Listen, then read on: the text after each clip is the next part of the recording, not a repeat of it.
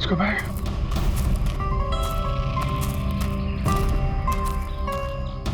पंकज?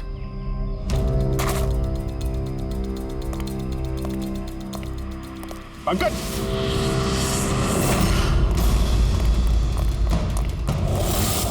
पंकज? पंकज? पंकज? कैसे? उठो, उठो, सर, उठो। क्या हुआ? हाँ? सर वहाँ पे वो घर में गए थे सर, वहाँ पे एक लड़की थी सर। हाँ। सर बात ही कर रहे थे सर, पता नहीं एकदम से इतनी रोशनी आई सर कि कुछ दिखने नहीं, कुछ समझ में नहीं आ रहा था। वो घर से जैसे जैसे मैं निकला बाहर, शायद यहाँ गिर गया सर, पता नहीं कुछ समझ में नहीं आ रहा सर, एकदम चक्कर आ रहा है। और पूर्वी, विनोद, वो कहाँ है? सर वो लोग पता नहीं सर, अंदर थे, बाहर निकले पता नहीं सर। Oh no.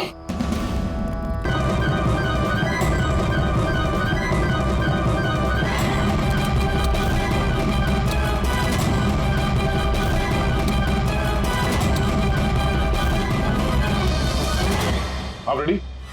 सर सब जगह देख लिया, यहाँ पे कोई नहीं है। खबर तो गलत नहीं हो सकती, यहीं कहीं होना चाहिए। चलो देखते हैं।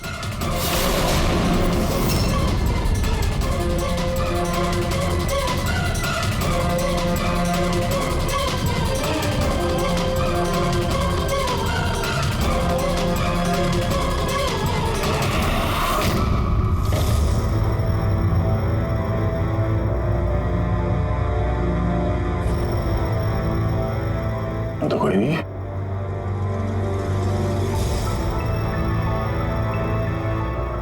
शहर अभी भी गर्म है, लगता है यहाँ पे कोई था अभी। मगर सर एंड मौके पे भाग कैसे निकला? सर हम लोग तो चारों तरफ से बंगले के अंदर घुसे, किसी को बाहर भागते हुए नहीं देखा है। सर हाँ? सर ये मॉनिटर देखिए, ये तो घर के आसपास की फुटेज चल रही, कहीं वो हमें देख के भाग तो नहीं गया?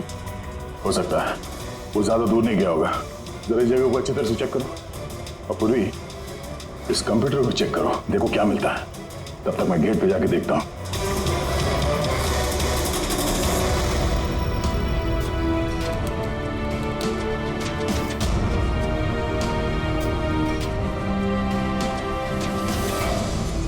Mahesh, Mahesh, yes sir. ये रूट अंदर नहीं है, लगता भाग गया। तुम यहीं पे खड़े थे? सर मैं यहीं पे खड़ा था, मैंने किसी को नहीं भागते हुए देखा। यहाँ से कोई नहीं गया बाहर? नहीं सर। मेन गेट से तो कोई बाहर गया नहीं, पता नहीं ये रूट कहाँ से चला गया। सर बाहर पीछे की तरफ एक गेट है, शायद वहीं से भाग गया होगा।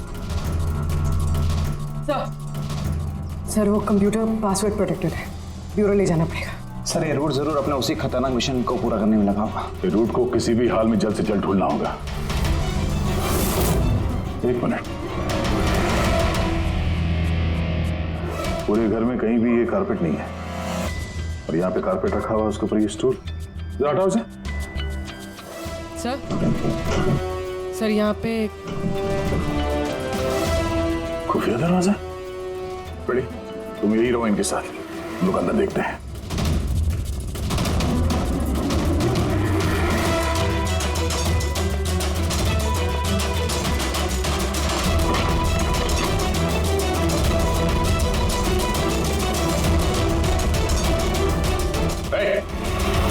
अब अगर अपने बचाव में कुछ कहना चाहती हो तो यही वक्त है। मुझे कुछ नहीं कहना, जो भी कहना मेरा वकील कहेगा। सर हमने इस रूट का कंप्यूटर सिस्टम एक्सेस कर लिया है और इंक्रिप्शन में भी सफल हो गए।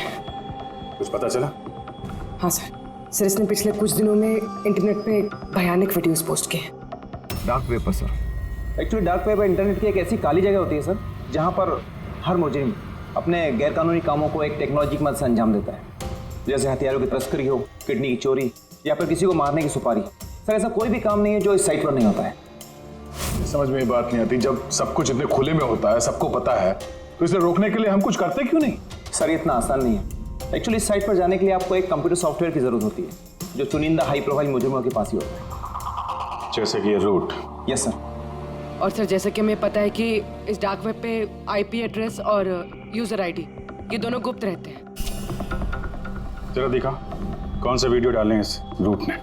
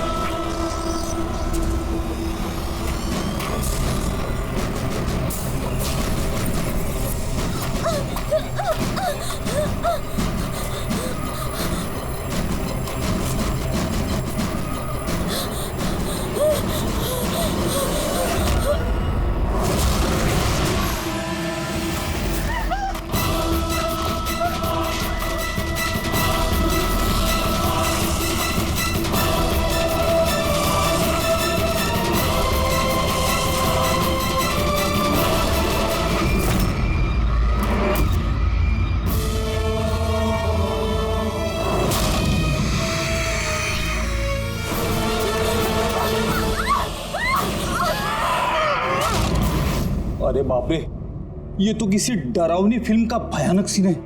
ये सीन क्यों डाला डार्क वेब में? सर ये किसी फिल्म का सीन नहीं है, ये सब असली में हुआ है और किसी हीरोइन के साथ नहीं, बल्कि एक मासूम लड़की के साथ। जहां तक मुझे याद आ रहा है इसे स्नफ फिल्म कहते हैं ना? हाँ सर, बहुत बड़ी इंडस्ट्री है इन वीडियोस की। कौन है ये लड़की? मुझे नहीं पता। तुम जिम्मेदार हो इसकी मौत की? नहीं सर, मैं किसी की मौत की जिम्मेदार नहीं हूँ। मुझे तो बस पैसे दिए गए थे ये वीडियो डार्क वेब पे डालने के लिए, और मैंने बस डाल दिया। किसने दिए पैसे? मुझे नहीं पता। नहीं पता कहने से काम नहीं चलेगा। एक लड़की की जान गई है। सर मेरे यकीन कीजिए, ऑनलाइन पैसे ट्रांसफर किए गए थे मेरे अकाउंट में। किसने किए मुझे कुछ नहीं पता। पता नहीं है तो पता करो। कंप्यूटर की बहुत बड़ी महारथी हो ना, ये पता करना तुम्हारे लिए कोई मुश्किल काम नहीं है। पता करो। अभिजीत, अगर कोई इस तरह का फिल्म बना के अपलोड कर रहा है तो हमें जल्द से जल्द उस तक पहुंचना होगा जो ये मौत का खेल खेल रहा है। एक काम करते हैं, इस लड़की की फोटो सभी पुलिस स्टेशन में भेज देते हैं। एक बार पता चल जाए लड़की कौन है, सारा मामला साफ हो जाएगा।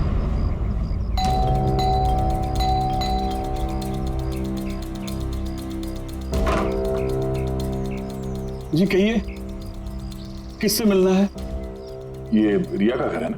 हाँ, मैं उसका पापा। आइए। वो हम लोग सीआईडी से हैं। आपके लिए एक बुरी खबर है। आपकी बेटी रिया अब इस दुनिया में नहीं रही।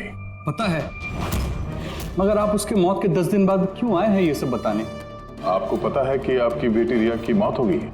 आप उस कार एक्सीडेंट की इन्वेस्टिगेशन के लिए आए हैं ना, तो आपको ये तो मालूम पड़ा होगा कि रिया का तो फ्यूनरल भी हो गया है। एक मिनट, आप किस कार एक्सीडेंट की बात कर रहे हैं? वही जिसमें हमारी रिया चल बसी है। शेयर टैक्सी में वो पुणे जा रही थी। नहीं, रिया की मौत कार एक्सीडेंट में नहीं हुआ है। ये क्या कह रहे हैं आप? एक मिनट, ये रिया है। हाँ, ये रिया ही है। एक्सीडेंट वाले दिन उसने यही कपड़े पहने थे। एक मिनट, सॉरी बाबू, लगता है कुछ कंफ्यूजन है। आप जरा बताइए कि आपकी बेटी रिया का कार एक्सीडेंट कैसे हुआ था? शेयर टैक्सी में वो पुणे जा रही थी, 7 और लोग भी थे उसके साथ। तो रास्ते में उसकी गाड़ी का बड़ा भयानक एक्सीडेंट हो गया। पूरी कार आग के लपटों में झुलस गई। मरने वालों के तो चेहरे तक पहचान में नहीं आ रहे थे। तो आप लोगों ने रिया को कैसे पहचाना? उसके सामान के जरिए बस हम उसे पहचान पाए। आपने ये नहीं बताया कि ये फोटो कब की है? वैसे हम लोगों को भी पता नहीं कि ये फोटो कब की है, पर पता चलते ही हम आप लोगों को बता देंगे। लगता है रिया का ये एक्सीडेंट सिर्फ एक दिखावा था, उसकी मौत की असली वजह को छुपाने के लिए। सर, अगर रिया का कार एक्सीडेंट एक दिखावा था तो वो बाकी के 7 लोग जो उसके साथ गाड़ी में थे, कहीं वो भी रिया की तरह ही तो नहीं मारे गए? हो सकता है। सबके परिवार वालों से मिलना पड़ेगा। किस्मत अच्छी थी हमारी कि जो 7 लोग एक्सीडेंट में मारे गए थे उनमें से एक का अंतिम संस्कार नहीं हुआ था। देखते हैं डॉक्टर सालों के इस लाश से क्या सुराग निकाल पाते हैं। वैसे भी लाशें इतनी बुरी तरह से जल गई हैं कि चेहरा पहचान पाना मुश्किल है। भाई तुम लोगों का शक एकदम सही था, ये लाश टोनी की नहीं। लग ही रहा था सर हमें, लेकिन ये कौन है कुछ पता चला? यार ये तो पता नहीं लगा है कि ये लाश है किसकी, लेकिन ये पता चला है कि इस आदमी को कैसे मारा गया। मैंने इसके बॉडी का स्कैन किया तो पता लगा कि इसके पेट में चाकू का बहुत गहरा घाव है। चाकू से? हाँ, चाकू का। और मुझे लगता है उस चाकू के वार की वजह से ही इसकी मौत हुई। मतलब चाकू से मारा किसी और को और उसे टोनी बता के एक्सीडेंट का हिस्सा बना दिया। ये गैंग आखिर करना क्या चाहता है? और इस आदमी की मौत 3 हफ्ते पहले हुई है। एक कार एक्सीडेंट हुआ 10 दिन पहले। वही तो, मतलब कार जब एक्सप्लोजन में जलाई गई उससे कहीं पहले इस आदमी की मौत हो चुकी है।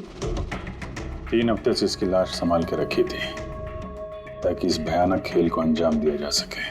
यार एक काम करते हैं, जहाँ पे एक्सीडेंट हुआ था वहीं पे चलते हैं, पता करते हैं एग्जैक्टली उस दिन हुआ क्या था। मैं तो मजे से कार चला रहा था सर, और रेडियो पे गाने सुन रहा था। तभी अचानक से मैं जोर का धमाका सुना। मैं तुरंत अपने कार से निकला और मैंने देखा कि मेरी सामने एक कार आग की लपटों में जल रही थी। मुझे समझ में नहीं आ रहा था कि मैं क्या करूं। तो ये कितने बजे की बात है? सर मुझे लगता है कुछ शाम के 5 बजे होंगे। है?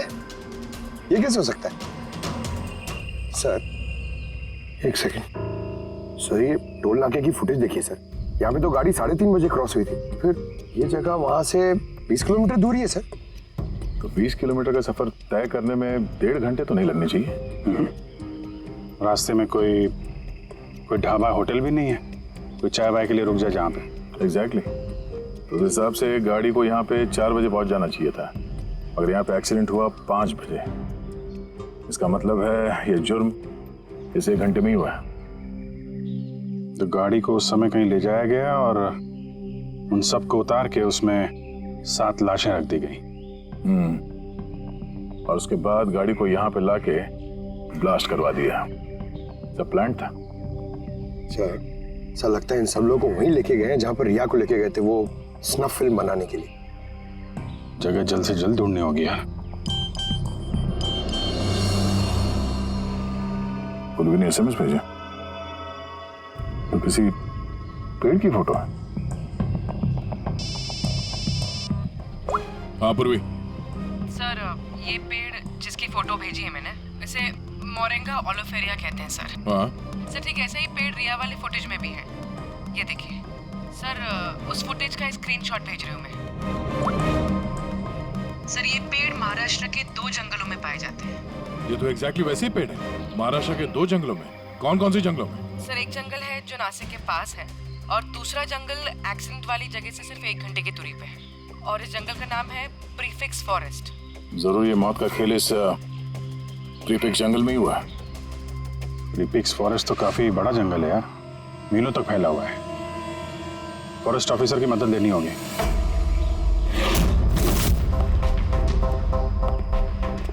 इस जंगल में ये सब हो रहा है, यकीन नहीं होता कि आपकी इंफॉर्मेशन पक्की है ऑफिसर? पक्की नहीं होती तो यहाँ तक आते नहीं हम लोग। आप बताइए कुछ हाल फिलहाल में ऐसी कोई घटना आप लोगों ने कुछ सुनी हो, कुछ देखी हो, जंगल के अंदर कुछ हुआ हो? बिल्कुल नहीं, और अगर ऐसा कुछ होता तो हम जरूर उस पर ध्यान देते। चलो कोई नहीं, फिर भी अपनी तसल्ली के लिए एक बार हम जंगल देखना चाहेंगे। श्योर। वैसे सर आप लोग पूरा जंगल देखना चाहेंगे, क्योंकि मीलों तक फैला हुआ है ये, इसमें काफी वक्त लग सकता है। नहीं, हम पूरा जंगल नहीं देखेंगे। हमें जंगल का वो हिस्सा दिखाइए जहाँ पे कोई आता जाता नहीं है, क्योंकि अक्सर सुनसान इलाकों में ही जुर्म पनपता है। Okay officers. विनोद, मेघना, इन्हें जंगल के उन इलाकों की दिखाने की जिम्मेदारी आपकी है। ओके जी सर। Yes sir. सर एक सेकेंड। सर ये देखिए, सर ये जंगल का सबसे घना और सुनसान इलाका है। मेरी समझ से हमें यहीं से शुरू करना चाहिए। ठीक है, देखते हैं।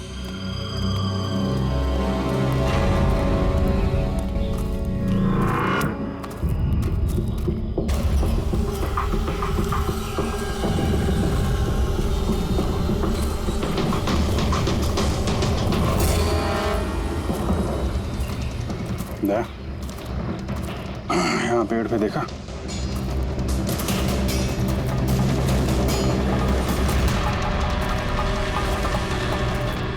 छोटा सा कैमरा। मतलब हम लोग सही जगह पे आ गए हैं। यही वो जगह है जहाँ पे वो फिल्म बनाई जा रही है। कैमरा ऊपर भी है, उस तरफ पैंड है।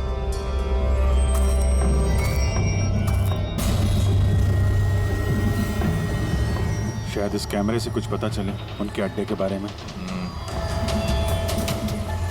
नहीं अभिजीत, ये तो हाई एंड वायरलेस कैमरा है। इसके जरिए पता लगाना मुश्किल है कि इसमें जो स्टोर्ड फुटेज है वो कहाँ से ब्रॉडकास्ट हो रहा होगा, और इस जंगल में पता नहीं और कितने कैमरास हैं। देखते हैं, आगे शायद कोई कैमरा मिल जाए जिससे कुछ पता चले।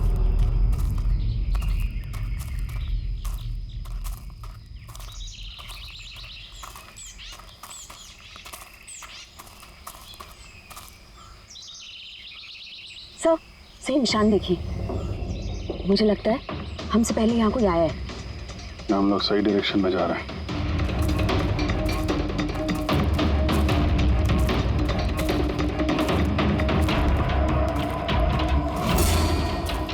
सर ये निशान यहीं तक है। सर इसका मतलब उनका अड्डा यहीं कहीं है।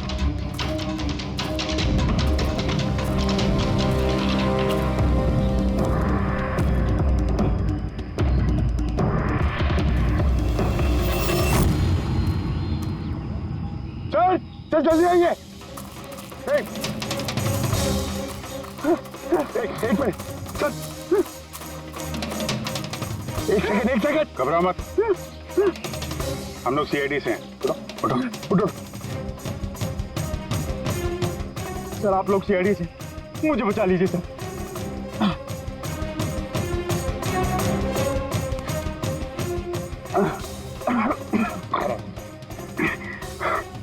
यहाँ फंस कैसे गए तुम?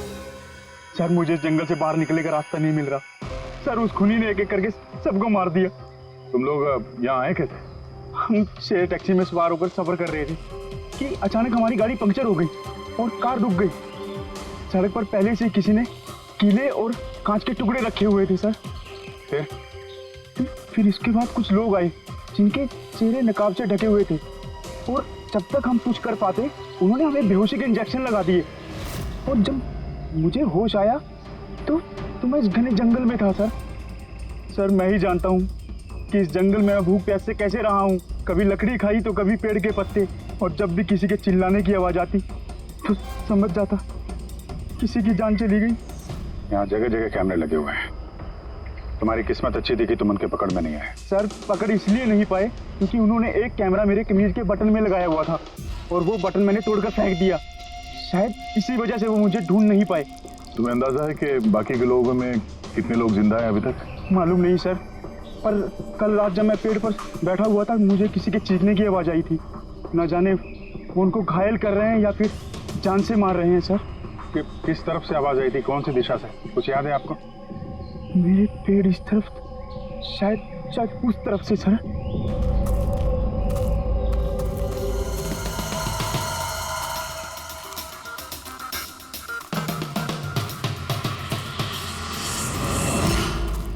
सर खून।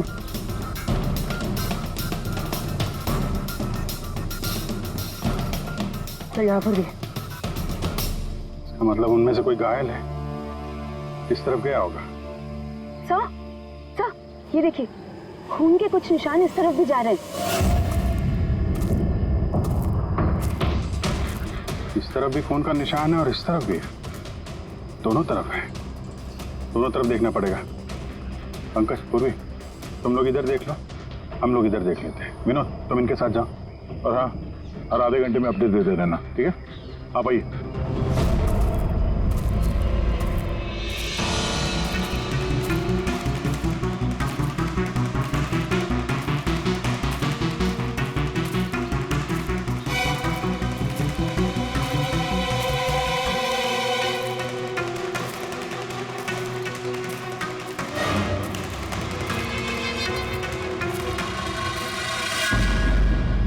एक मिनट, वो क्या है?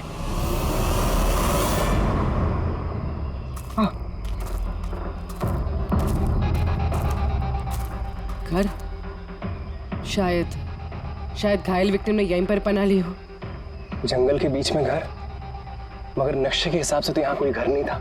हो सकता है ऐसे फिल्म बनाने वालों को ऐसे लोकेशंस की जरूरत पड़ती है ताकि उन्हें कोई ट्रैक ना कर सके। हो सकता है उस घर में जो घायल आदमी है वही मुजरिम हो सकता है पंकज, और ये भी हो सकता है कि आगे और भी कैमरास लगे हों।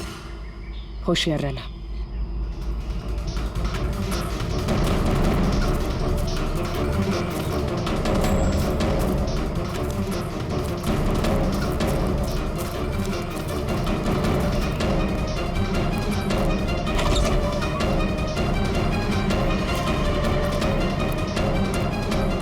पंकज, टॉर्च।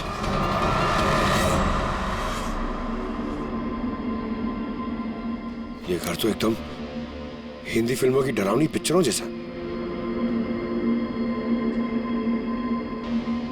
ये देखो, उस घायल विक्टिम को यहीं पर लाया गया है। वो आवाज सुनी? अंदर से आ रही है।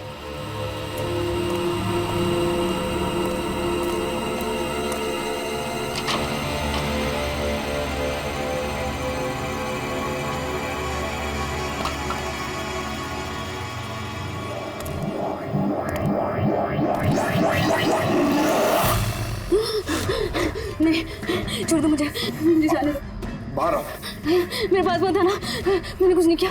देखो, हम लोग CID से, घबराओ मत। आओ, कुछ नहीं होगा तुम्हें। आजा आजा।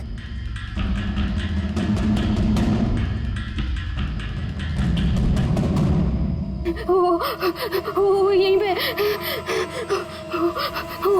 वो यहीं पे। अरे पूर्वी, ये लाइट कहाँ से आ रही है? पंकज, मुझे कुछ दिखाई नहीं दे रहा। अरे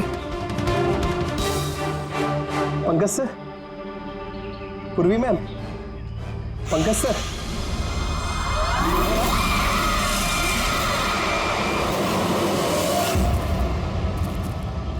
सर, खून के निशान तो यहाँ के खत्म हो गए।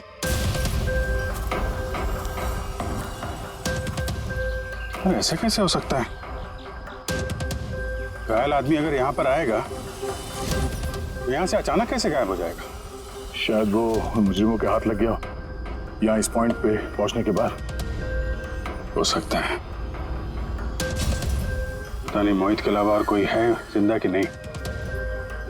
1 घंटा हो गया, तो पूर्वी और पंकज का कोई फोन कॉल नहीं है।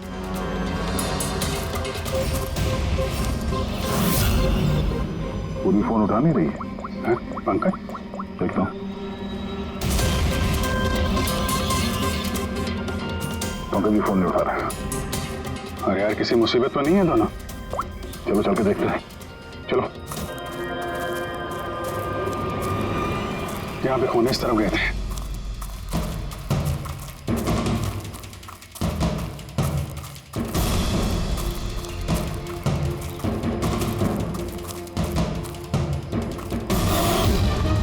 घर के अंदर शायद कोई हो। मैं अंदर जाके देखता हूँ। ठीक है, तब तक मैं यहाँ बाहर देखता हूँ।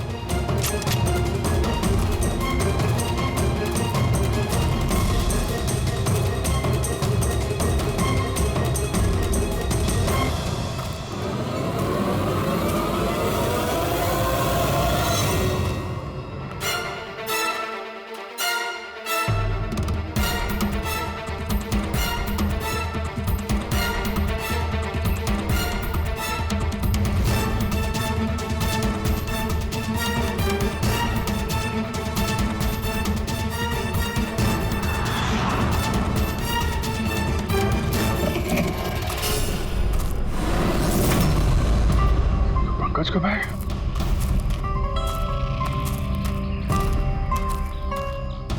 पंकज?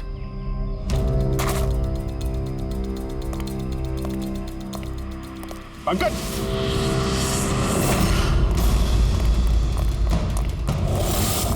पंकज? पंकज? पंकज? कैसे हो? उठो, उठो, सर उठो। क्या हुआ? हाँ? सर वहाँ पे वो घर में गए थे सर, वहाँ पे एक लड़की थी सर। हाँ। सर बात ही कर रहे थे सर, पता नहीं एकदम से इतनी रोशनी आई सर कि कुछ दिखने नहीं, कुछ समझ में नहीं आ रहा था। वो घर से जैसे जैसे मैं निकला बाहर, शायद यहाँ गिर गया सर, पता नहीं, कुछ समझ में नहीं आ रहा सर, एकदम चक्कर आ रहा है। और पूर्वी, विनोद, वो कहाँ है? सर वो लोग पता नहीं सर, अंदर थे, बाहर निकले पता नहीं सर। Oh no. क्या हुआ क्या तुम्हें? ये ठीक है। पूर्वी और विनोद मिले? नहीं, उस घर के अंदर तो कोई भी नहीं। ओह गॉड, उन्हें कहीं कुछ हो ना गया हो।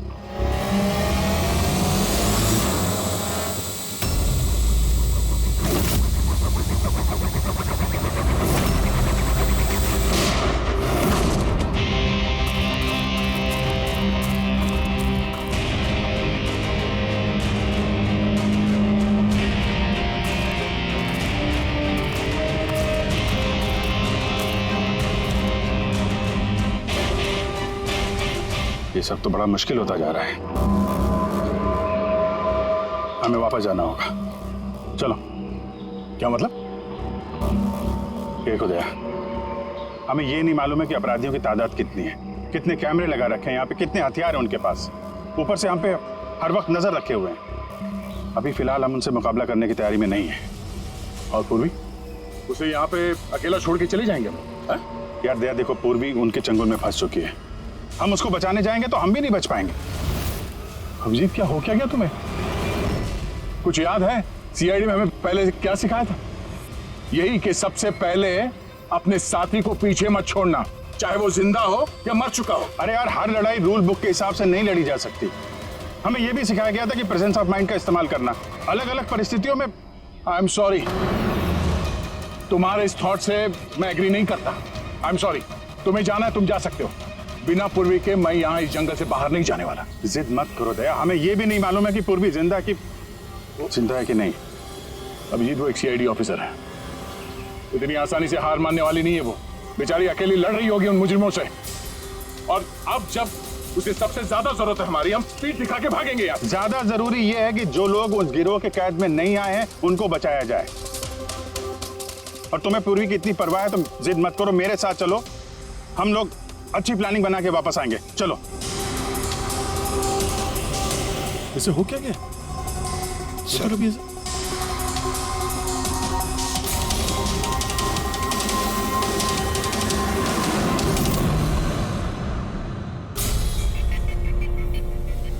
सीआईडी के इतिहास में ऐसा पहली बार हुआ होगा कि सीआईडी किसी से डरकर दुम दबाकर भाग गई। हाँ सर, पहुंच गए आप? हाँ, बस उसी जंक्शन पे रहिए, हम लोग आते हैं वहां पे। अरे सालुके सर, आप यहाँ? मैं यहाँ।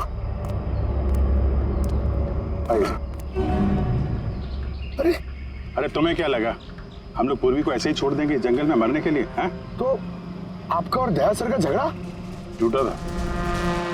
जब अभिजीत ने वहां पे कैमरा देखा तो उसने मुझे इशारा किया। पता नहीं और कितने ड्रोन लगा रखे होंगे हम पे नजर रखने के लिए। जो आदमी उस कैमरे के जरिए हम पर नजर रखे हुए था, उसकी आंखों में धूल झोंकना जरूरी था, इसलिए। अब वो लोग ये सोच के बैठे होंगे कि हम लोग जंगल से निकल गए, थोड़े रिलैक्स भी हो जाएंगे। यही मौका है उन पे हमला करने का। अभिजीत, ये लो, ये तुमने मंगाया था। ये क्या डिवाइस है सर? ये जैमर है पंकज, आसपास इस एरिया में जितने भी कैमरे होंगे सब जैम हो जाएंगे। अब वो हम पे नजर भी नहीं रख पाएंगे। और ये ड्रोन पे जो कैमरा लगा है, इसकी रेंज 7 किलोमीटर सिर्फ। बैटरी तो खत्म होने वाली है। इसका मतलब अगर हम इसे नहीं पकड़ते तो ये वापस उनके अड्डे पे जाता बैटरी बदलने के लिए। जरा आईपैड निकालना, नक्शा निकालो उसमें।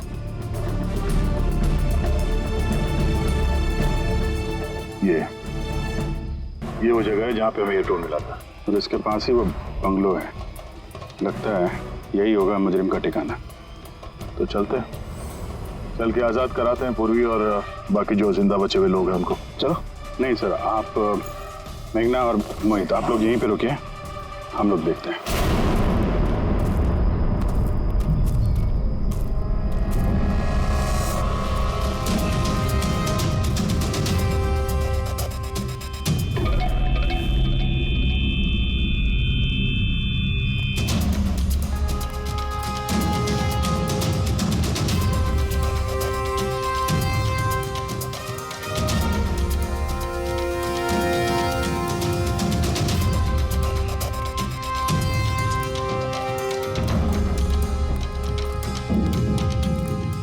यार पूरा सिस्टम बंद कैसे हो गया?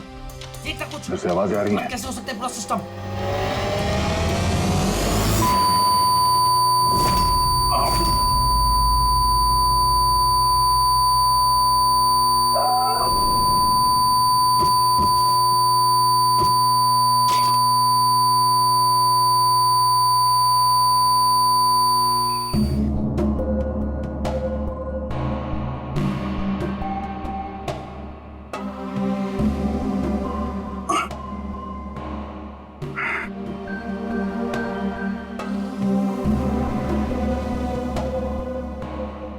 पंकज,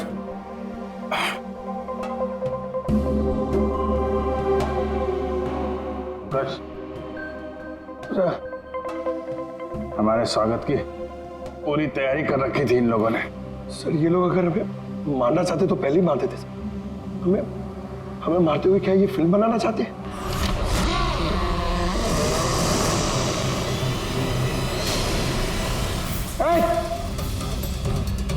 सर्च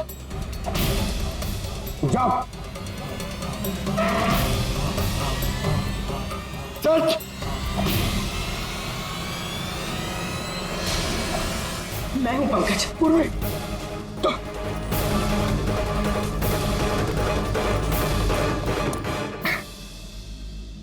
तुम ठीक हो? हाँ सर। वो लोग किधर हैं? सर उस तरफ।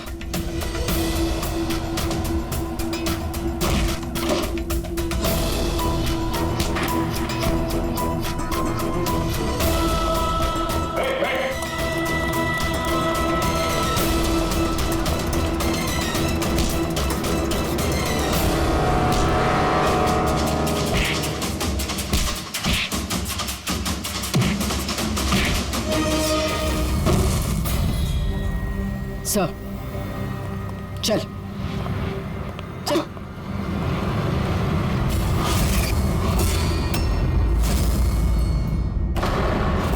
मेघना, तुम? वाह, हमें तो लग रहा था कि हम मुजरिमों की आंखों में धूल झोंक रहे हैं। अब किसे पता था कि हम मुजरिम को अपने साथ ही लेके घूम रहे हैं। आप लोग यहाँ कैसे? किसने छुड़ाया आप लोगों को? सीआईडी को कैद करना इतना आसान नहीं। मौका देखते ही मैंने वो खिड़की तोड़ी और वहां से बाहर निकल गई।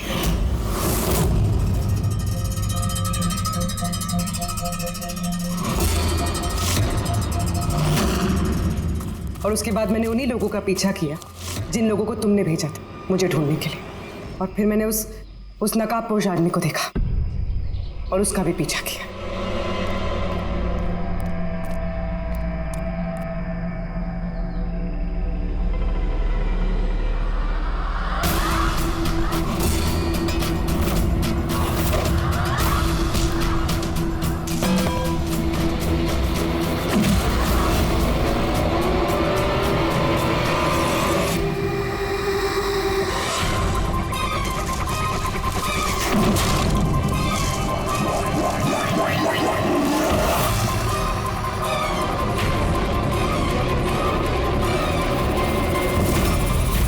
कुछ देर बाद जब मुझे होश आया तो मैंने देखा कि मगर इससे पहले कि मैं बाकी ऑफिसर्स तक पहुंच पाती, तुम्हारी उस सोनिक बूम वाली आवाज ने इन्हें बेहोश कर दिया था। वो तो मेरी किस्मत अच्छी थी कि मैं दूर थी और उस आवाज का मुझ पर कोई असर नहीं हुआ। और फिर मैंने सोचा कि क्यों ना उस नकाब को ही मैं अपना हथियार बना लूं। जिस बेरहमी में से तुमने लोगों की जान ली है, तुम तो औरत कहलाने के लायक भी नहीं हो। अब ये बताओ तुमने ये सब किस लिए किया?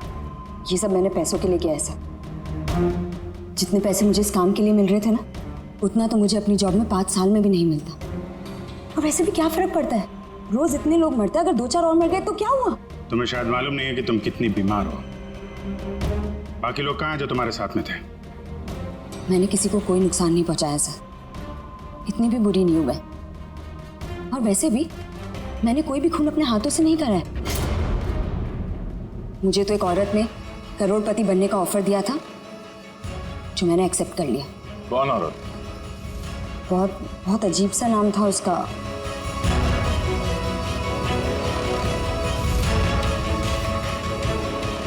रूट। रूट?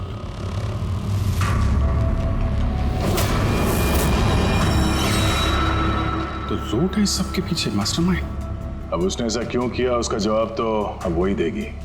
जहां तक तुम्हारा सवाल है, कानून तुम्हें कड़ी से कड़ी सजा देगा।